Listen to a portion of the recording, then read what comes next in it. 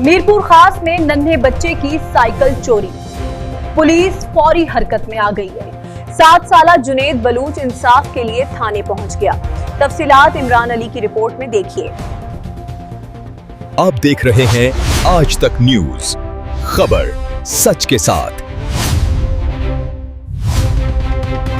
खबर शामिल करते हैं हमारे रिपोर्टर इमरान अली की। मीरपुर खास से हमारी साइकिल चोरी हो गई, मुकदमा दर्ज किया जाए। मीरपुर खास में नन्हे फरियादी अपनी साइकिल चोरी होने पर रिपोर्ट अपने थाने दर्ज करवाने चले गए। बच्चों ने बताया कि उनके वालिद ने सिर्फ 2 दिन पहले 4000 रुपए खर्च करके हमारी साइकिल ठीक करवाई। बच्चों की फरियाद सुनकर पुलिस हरकत में आ गई। साइकिल की तलाश शुरू कर दी गई। टाउन थाने के अधूर जौहर कॉलोनी में 7 साला जुनेद बलोच थाने पहुंच गए। बच्चों ने बताया कि वो मोहल्ले के ग्राउंड में खेलने के दौरान नामालूम शख्स साइकिल लेकर फरार हो गया। बच्चों की फरियाद सुनकर पुलिस फौरी हरकत में आई और जाए वकुआ में जाकर तहकीकात शुरू कर दी।